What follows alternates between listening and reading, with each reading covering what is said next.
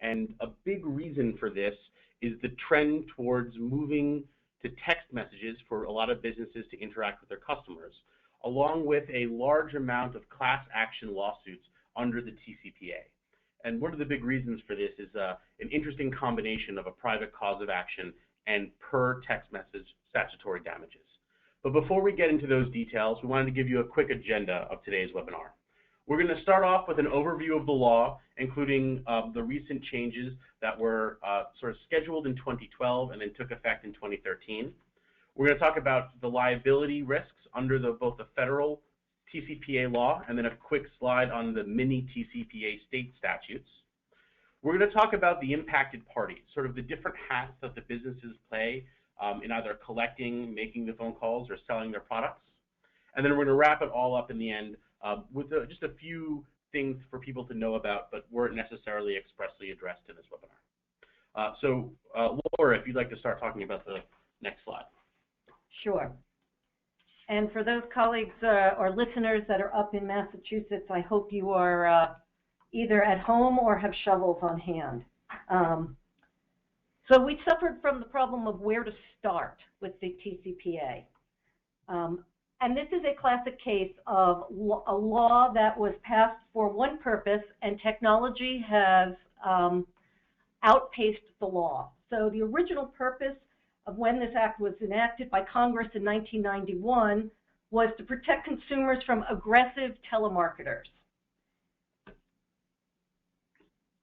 They also then had the Federal Communications Commission, the FCC, appointed and given the authority to implement the rules and regulations and to enforce this law. Originally, it was the law that enacted the Do Not Call registry, but it covers much more than that, and the much more is what we're really going to address today. Essentially, where it really impacts businesses today and what we see in our practice is that it restricts telephone calls and text messages to cell phones and also in some instances to residential lines. And it requires telemarketers using automated devices to self-identify, to reveal contact information in the message, and to also include specific technical facilities within their phone calls so that the recipients of the phone calls have a way to easily opt out.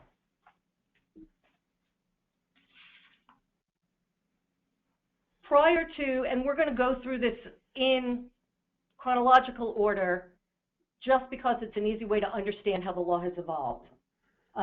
Originally, the rules that were passed by the FCC relate to calls to cell phones and also text messaging. Generally, it prohibits telephone calls to cell phones using automated dialing systems, artificial callers, and pre-recorded messages without prior express consent. And this, so if you're calling a cell phone and you're using an automated way of doing it, you need to have prior express consent. And this restriction applied to both marketing calls and also informational or transactional calls. Separately, in a separate section of the provision, it also applies to landlines, and it prohibits calls to residential landlines, not businesses, using a pre-recorded message without prior express written consent. This restriction only applies to marketing calls, not transactional calls. And there was an exception that if the caller had an established business relationship with the party that they were calling, then they did not have to have prior express written consent. There's also an exception for emergencies, obviously. This last exception was recently removed in the 2012 amendment to the TCPA rule. In 2012, the FCC finally, some people could say, issued amendments to the rules that made some really fundamental changes. It required that there be an opt-out mechanism so that telemarketers had to have an interactive opt-out mechanism that was announced at the beginning of the call, and a consumer who wanted to opt out would be able to do that at the time of the call and automatically be entered into the do not call list. And the call had to immediately be terminated. They could not continue with the sales message. The next change is that they removed the exception for having an established business relationship. And third, they added or changed what used to be prior express consent, and they changed that to mean prior express written consent. And the question is, well, what does that mean, written consent? Unambiguous written consent is required before a telemarketing message or a telemarketing call or a text message. I'd like to just jump in for 1 second. This is Athis. If anyone has any questions as we go through this presentation, please feel free to put them into the question box and we'll try to address them as we go through. And also, if anyone's having difficulty hearing us or the presentation doesn't appear to be appearing, if you raise your hand using the dashboard, we'll be able to see that and we'll try and address any technical difficulties. Okay, so I don't know about you, but I've found parsing through those rules very difficult in figuring out what applied when. And a good way to think about it was basically through a grid, deciding whether you are dealing with a cell phone or a landline, where is the call ending up, and how is the call going out. And then that will help you understand whether or not you need certain types of consents. So obviously, if you are using a live operator, a voice call, a call with human interaction, then you do not have to worry and this law doesn't apply. But once you use either automated telephone dialing systems, either with a voice or a text message or a pre-recorded message, then you have to start worrying about whether or not the person that you were dialing already has given you prior consent. And the new change in 2012 changed the way they had to give you the consent. It had to be prior written consent. And we will go into that later on. So, what types of communications are covered under this? Basically, every type of communication other than picking up the phone or typing in a text message. So, robocalls, calls that you use an artificial or pre-recorded voice to deliver the message, auto dialers, predictive dialers, click-to-calls, possibly, text messages, and that is absolutely unequivocally clear that the FCC has ruled that text messages are covered under this, and possibly now push messages or in-app messages to cell phones. Once again, this is a case where the technology has outstripped the ability to legislate or issue rulings. So there are requests for clarification into the FCC on those specific issues.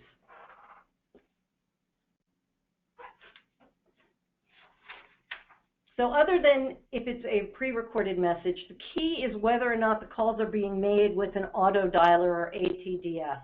And so what is an auto dialer? Essentially, it is everything that you are looking at on the screen.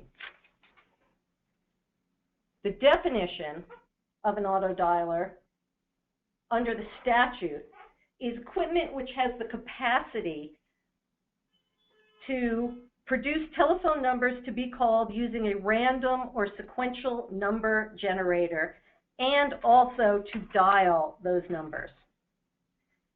That is about as clear as mud. And there are numerous FCC rulings that go into and try to further explain what that means. So there is FCC rulings in 2000, as early as 2003, that talk about an automated dialer system when paired with certain software has the capacity to store or produce phone numbers and dial those numbers at random in sequential order or from a database of numbers. They've also said if the basic function of the auto dialer is the capacity to dial numbers without human interaction, it's considered an automated dialing system. Further, there's been litigation, numerous court cases that go back and forth whether the capacity has to be actual present capacity to do it or the possibility of capacity to do it at a future date. Businesses have been essentially up in arms over that very broad reading of it, because essentially that means that our cell phones, our iPhones, would be considered auto dialers.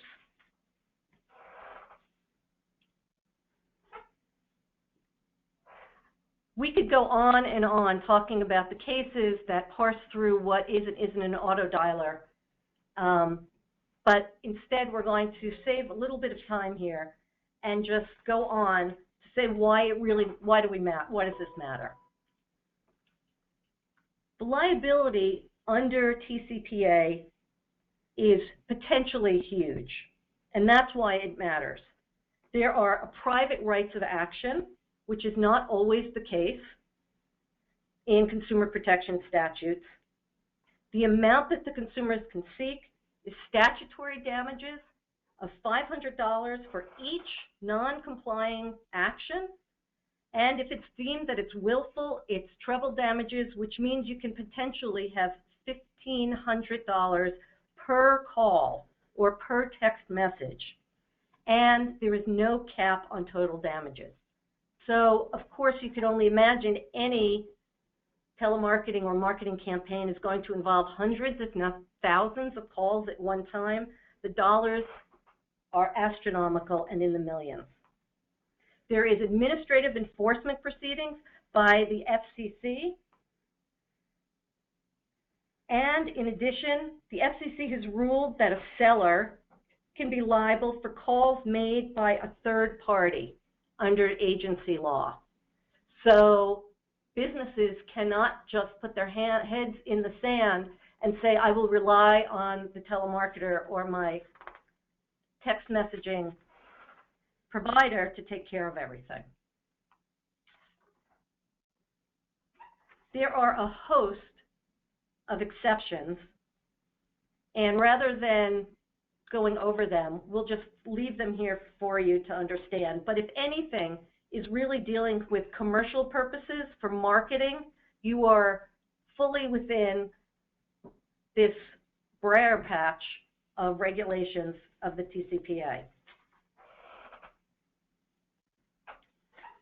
So if that is not enough to worry you, in addition to having a federal TCPA, there are now multiple states that are jumping on the bandwagon and enacting their own mini TCPA laws. These laws do not necessarily track the language or use the same defined terms under the federal TCPA. Many of them apply and expand liability to push messages or in-app messages sent to cell phones because the language that they use is so broad. A number of the states also, state laws provide for recovery of reasonable attorney's fees or the costs of the suit. That, coupled with the ambiguity in the law, makes this incentive for the class action plaintiffs bar to be bringing suits left and right. In addition, the fines and penalties under some of the state laws, such as Connecticut and New Jersey, are substantially more than the federal TCPA. $20,000 for each violation. That, as you can figure out, really adds up to a ton of money. So, Athos and I were trying to figure out how the best way to help our clients understand the ways in which TCPA touches them. And the way we thought would be most helpful would be to divide up what role you are playing in the transaction. If you are the business who is actually selling the products or services and communicating to their customers about a potential product or service. If you are the marketer, which is not the person that's actually doing the selling or owning the product, but you're executing the marketing campaign. If you are the party that's making the calls, or if you're the party that's sending the text message. And then the last group of parties that have to pay attention to this law are the information sellers, the lead generators, the parties that are collecting the telephone numbers.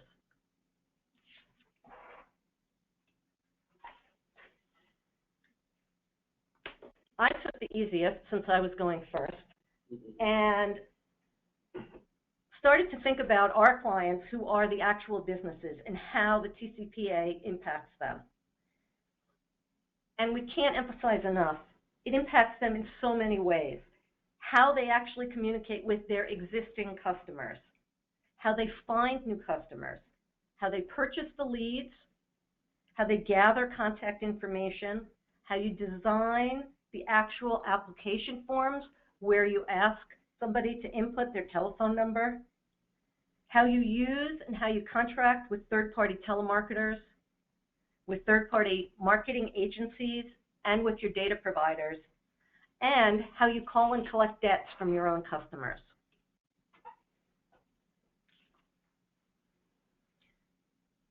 There's a number of ways in which you can manage that risk. First is establishing and implementing written procedures to prevent violations of the do not call and other TCPA regulations. And again, when I was in-house, I really learned the value of having written procedures that require and force the operations people on the ground to actually work through a checklist. Companies have to know the source of the telephone numbers that are in their database and whether or not they're mobile or landlines. And if you've been accumulating this database over time, that is not necessarily an easy thing to do. You need to review the content of your communications to determine whether or not it's advertising or whether or not it's transactional.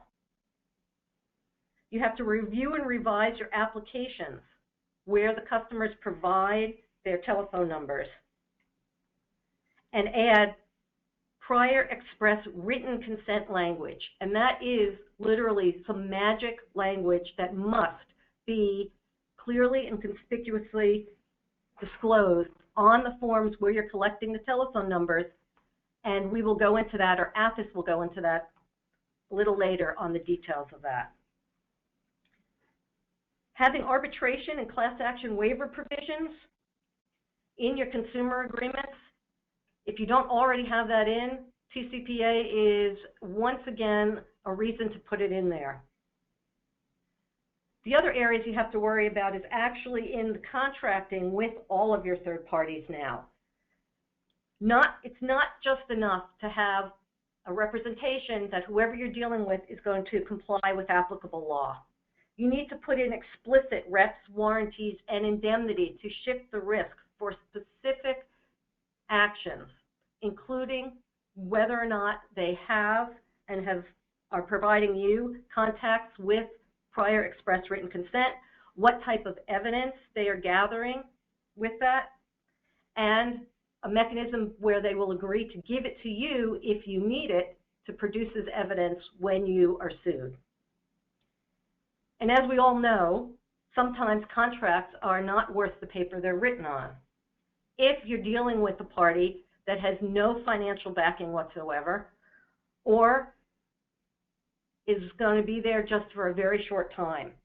So it's important that you also implement some kind of due diligence procedure and you actually check out who you're buying your contact information from, who the marketing partners are that you're using, make sure that they have their own procedures, make sure that they have the financial wherewithal, including insurance, to cover any issue, because even if, in fact, they are following all of the required laws, because this is an area that is so ripe for class action litigation, there will be lawsuits regardless of whether you're doing it right or they're doing it right, and it costs a lot of money to defend them. Thank you very much, Laura. Dovetailing on her slide a little bit, one of the things that Baer Crossey has had a lot of experience in is negotiating the contracts between the sellers of services and the websites and other places where leads are generated.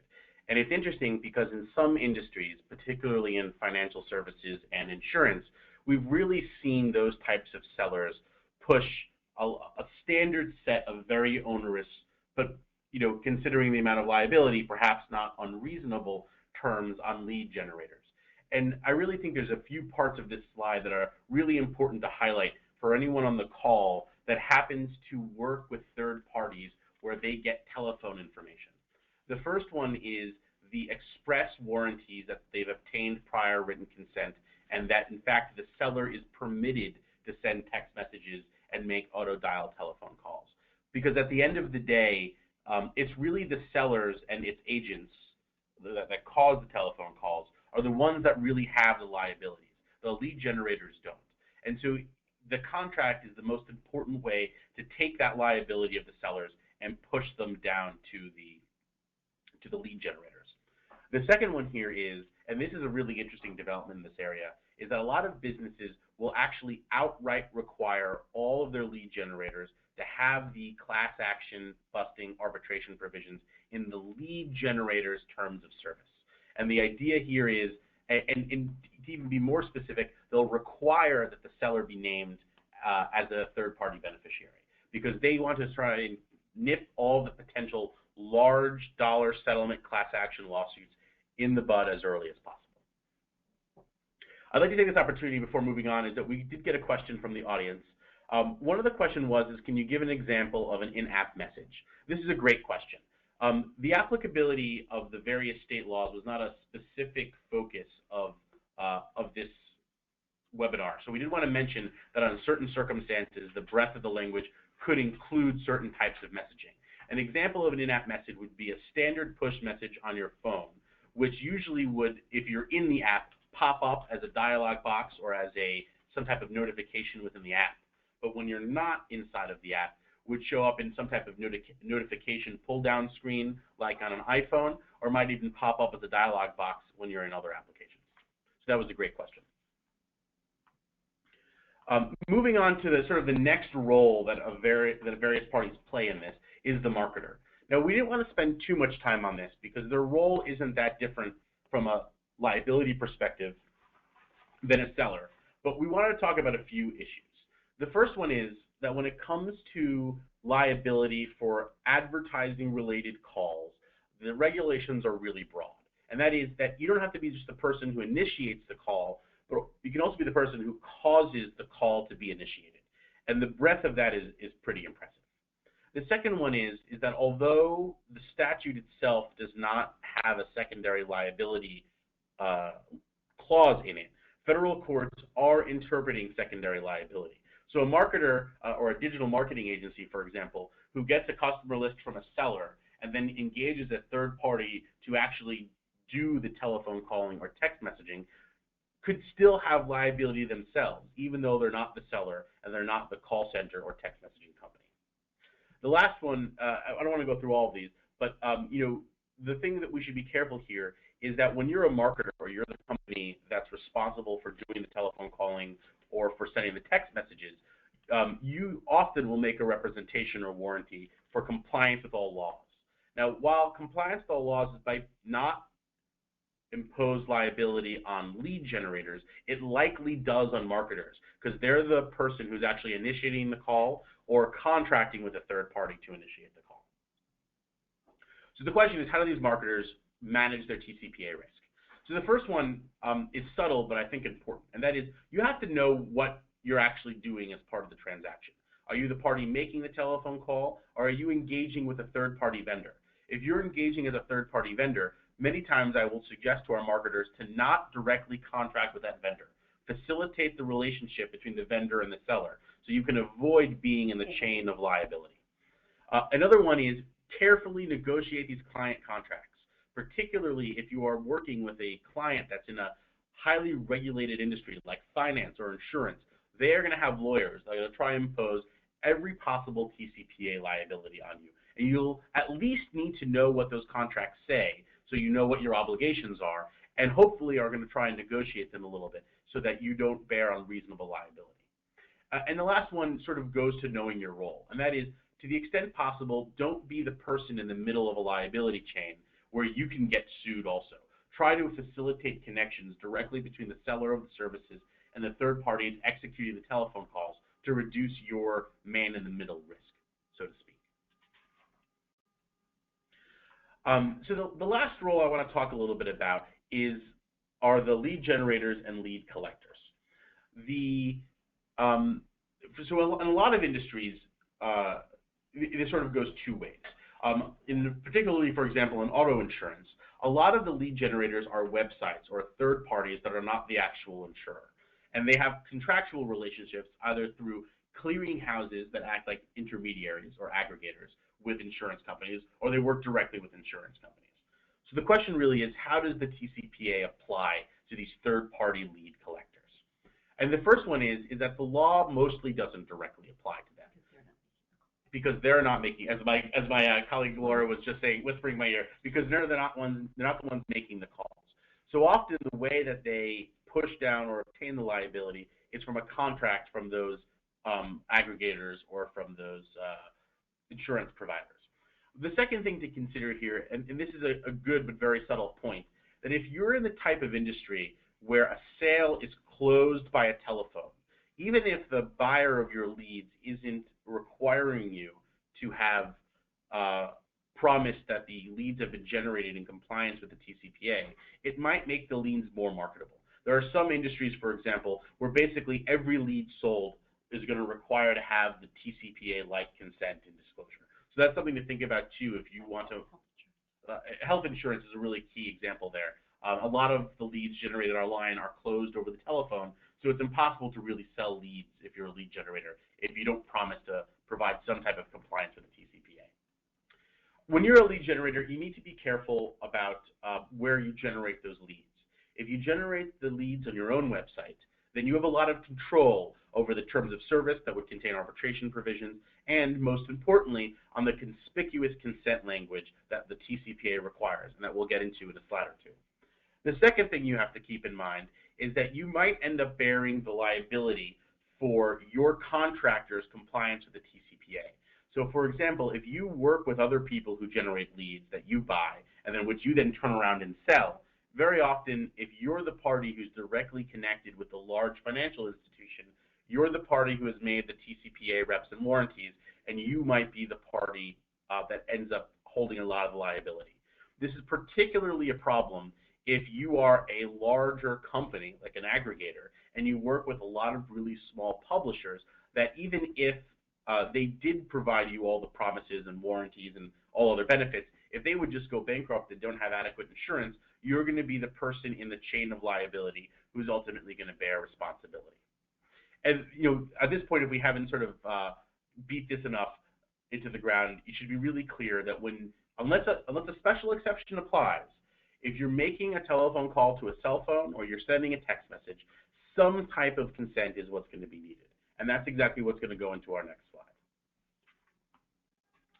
So there's sort of the TCPA divides the world into two very important categories. The first one is, does the content of the text message or the telephone call or the pre-recorded voice or recorded or artificial voice contain advertising content? If the answer to that is no, then you just need prior express consent. What's critically omitted here is the word written, which we'll get into in a second. And the thing is that because this is such a hotly litigated area with lots of class action lawsuits, you don't want to just rely on the fact that verbal consent is enough. You want some mechanism of having a process or a statement or a form that really makes that consent express and that you could bring as evidence in one of these types of lawsuits if you get hit by them. And appreciate the fact that this is really difficult. So for example, we will represent many different types of retail companies. They can obtain leads for customers from their websites, so they need to change the consent language there. They might get it from physical forms, but they also might collect it at a point of sale where it's simply asked by a person at a register. And that's going to be difficult from a proof standpoint to show that that customer gave prior express consent. Now, the law is evolving in this area, but there seems to be emerging that a lot of courts will interpret a person providing a telephone number as part of a transaction as express consent if the text message or telephone call isn't advertising and somehow relates to that transaction. The problem with this is that while it is a bit of a safety net for people who aren't doing advertising through telephone calls and text messages, it's still being litigated, and you can still get hit with a class action lawsuit. And the best way to cheaply defend these scenarios is to have some type of process or document or system where you can show evidence of that prior express consent. So remember, I said there were two buckets. The second bucket is when the call or the text message contains some type of advertising. In this particular case, the new standard changed to prior express written consent. And this is probably one of the two most important changes in the 2012 Rule Amendment. The thing to keep in mind about this is that the written consent isn't just any writing. The statute has, I don't know, maybe a quarter or half of a page of language about very specific requirements. The second part that was really critical in the 2012 change was that there is no exception for existing customers. So in the retail example I gave before, where a person gave their telephone number to a retail establishment and they've been using that number for transactional messages. Let's say now that that retail customer wants to advertise a new offer, send a coupon. They did not get express written consent under the new rules and would need to obtain a new consent in order to send advertising content. And lastly, when it comes to this written consent, this is where a lot of the risk is when you use third-party lead generators. And the reason is that how do you actually control the consent language on the websites of your contractors? And the short answer here is you can put a lot of requirements into the agreements, but at the end of the day, if you really want to ward off these class action lawsuits, you need a compliance program, you need to audit your contractors, and you need to take screenshots and other mechanisms to make sure that the contractors are actually following the terms of the contract. I wanted to talk a little bit more about the requirements of express written consent, because this is such a critical issue, particularly in text message marketing, but obviously also for telephone calls under the TCPA. It's a very interesting statute. I reviewed lots of requirements for disclosures, particularly with FTC and state attorneys general. And this one went so far as to say that the disclosure must be presented in a way that it is a binding, signed agreement between the party, with the party that's giving the consent. And not only does it need to be a binding agreement, but it says that certain provisions must be clearly and conspicuously disclosed. And the clear and conspicuous itself is defined in the regulations, if you can possibly imagine. So this isn't one of those cases where you're going to bury this in the bottom of your terms of service. The disclosure on those 4 bullet points on the slide must be separate and apart from other disclosures and must be clearly visible to a reasonable consumer, which means clicking on a link. Proximity standard. Correct. So if it's clicking a link and looking inside of a policy isn't going to do it. It needs to be close to the call of action or the button that you click on. And the call of action is where they insert their telephone number. Exactly. And that's an important part. So because this has to be a written, signed agreement, you can't put the telephone number in 2 days ago and then sign the agreement now. The telephone number needs to be in close proximity to the consent so that the entire screen or document or image can constitute that signed writing. Now, I don't want to go into all of the specific requirements, but some of the thing to note here is that it's very express. You must actually say, for example, that you're going to receive telephone calls or text messages using an automatic telephone dialing system, along with a few other statements. So there literally is magic language that has to be put in the consent, and it's long, which has some of our clients really pulling their hair out. Absolutely. So one of the things we want to talk about, but didn't want to spend too much time going into the details of on the presentation, was some of the developing issues. If you can believe it or not, there are currently 28 petitions with the FCC requesting declaratory rulings and clarifications on these regulations. A lot of them are actually presented in the context of court cases where defendants' class actions are trying to seek interpretations from the FCC to reduce the risk. Here are a few of the examples that I think a lot of our participants here are going to be curious about. Because the standard for express prior written consent is a signed agreement, what happens if the person puts in the wrong telephone number? Because now you've signed an agreement with a person, but you're texting to a number for a person who hasn't actually agreed to the consent. The short answer is currently there's no great guidance, and it's one of the issues right now before the FCC. One of the issues that's really important to our lead generating clients and to our clients who are businesses that use lead generators is, does the specific name of the seller need to be disclosed in the consent? The regulations themselves are ambiguous, although some other guidance out of the FCC, in particular here I'm thinking about a small business advisory, have suggested that the specific name of the seller be disclosed. And we've developed some systems of suggestions here to help reduce that risk, but unfortunately it's still an ambiguous aspect of the regulations. And just to cap off on one more issue that's being discussed here is validity of prior consents. One of the shocking changes about the 2012 amendment was that if you were a business and you decided that if you wanted to do text message advertising, that you were going to be very compliant and you were going to get the express consent from your clients to say, yes, I agree to receive advertising via text messages.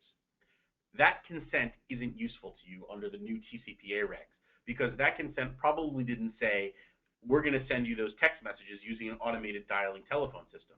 Or that disclosure may not have met the electronic signature requirements of the Federal e-Sign Act or under state law.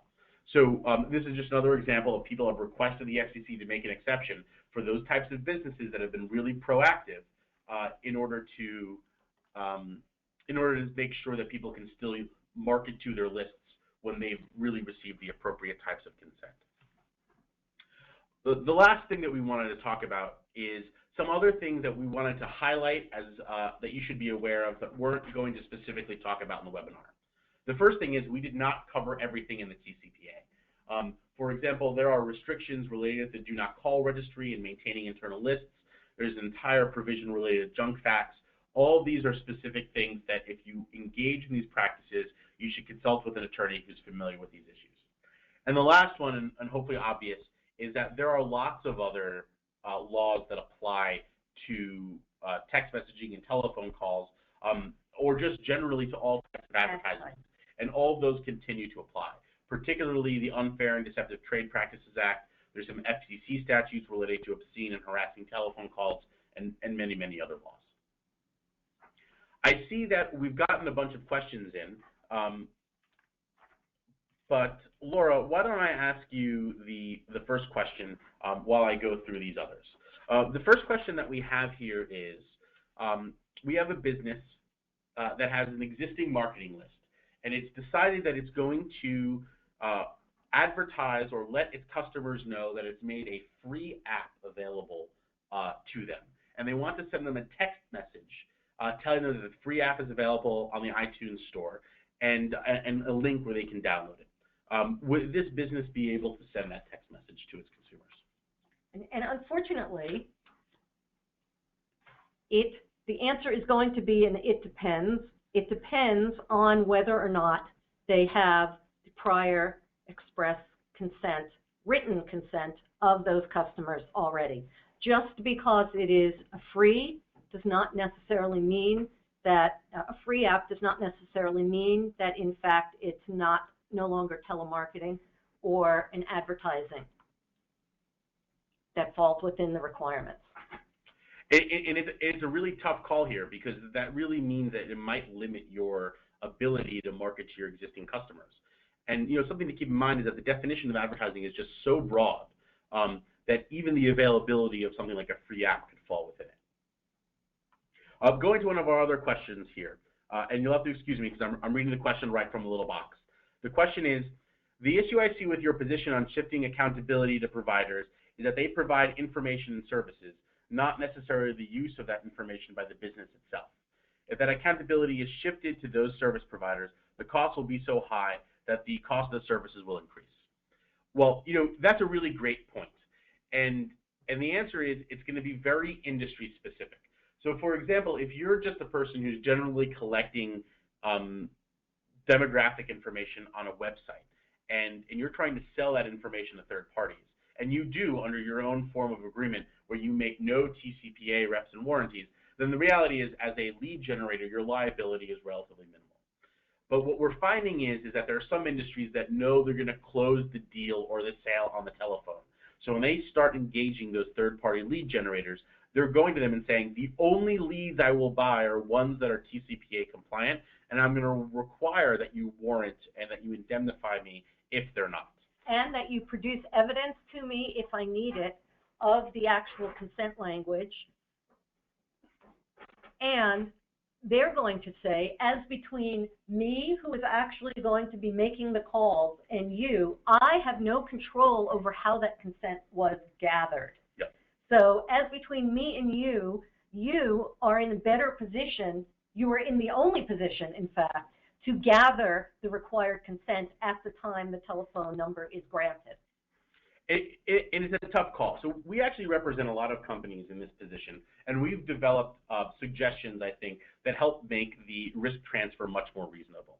So for example, if you're in a position of a lead generator and we're representing that type of client, some of the things that we'll try to do is make sure that when we provide an indemnity, we're not indemnifying them necessarily for compliance with the TCPA. We'll indemnify them for compliance with an accepted paragraph of consent language and screenshot of the lead generation form. And what we're basically saying is, here is what, if we represent the lead generator, we'll go to the business and say, here is what we're doing. Here is the paragraph that we have for consent. Here is where it is located on the page. Here are the terms of service. You review all of this, seller of this service, and you tell us whether or not you think this is compliant with the TCPA.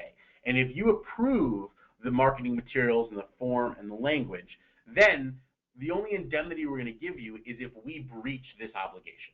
And this in some ways is very fair for the lead generator, because they're the only company or the only party in the string of companies that has the ability to actually have this language on their website. But they shouldn't necessarily be liable for ambiguities in the TCPA law. They shouldn't be liable for the for class actions that are frivolous, that you've actually obtained the written consent for, and you can prove evidence of, but you have to spend tens of thousands of dollars in order to defend a frivolous claim. So those are some of the ways that we can help protect lead generators in a way that still lets you get business done with these large conservative financial organizations. Talking about another question here, and again, I'm reading from the box, so please bear with me. It says, what if the text messages are not sent by an automatic telephone dialing system? That's a great question. So let's start off with the idea that what constitutes a automatic telephone dialing system is very, very, very broad. And although the court cases and the FCC are moving to narrow that definition because of the ridiculousness or absurd outcomes if you interpret it broadly, the reality is any type of automated system that results in the sending of text messages is likely going to constitute an automatic telephone dialing system. But the exception is, and courts that have ruled favorably are, is whether or not there is some type of human interaction. So if it is me texting my daughter, that is not going to be covered. Yep. And if it is, and literally, so if it's a small time operation where there is some kind of human interaction, then it will not be covered. But in reality, if there's any kind of broad marketing campaign, they will be finding ways to do this where it is automated. Right. And so there are cases currently pending on whether if somebody has just preloaded text messaging, but there is a human interaction where certain text messages will go out at certain times to certain people. Is that enough human interaction in between to take it out of the category of an automated telephone dialing system? Now, there is one area in this body of law that we have seen some favorable rulings, particularly with, let's say, consumer-to-consumer communication systems that are facilitated by text messages. So in this case, you know, I've talked to my friend through a system where I send a message, it goes to a service, and then that service then text messages my friend. Those have generally found not to have significant or any liability under the TCPA, but that can be distinguished on a factual basis from a company that might use a system like that for the purposes of advertising. And if you're going to do something with advertising, you'll want to consult a lawyer who's familiar with these types of laws.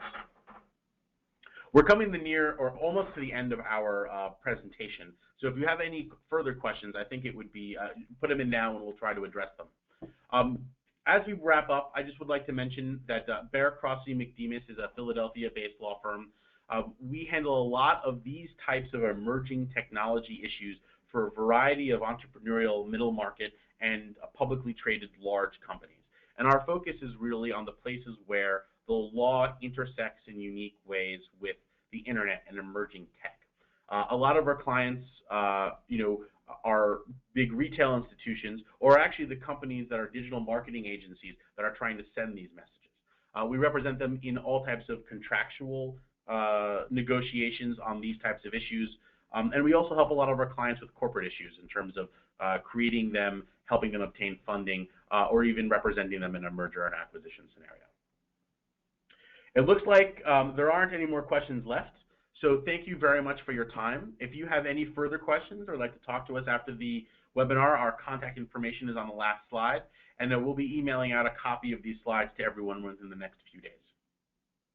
Thank you all for joining us, and hope you have a good and productive day.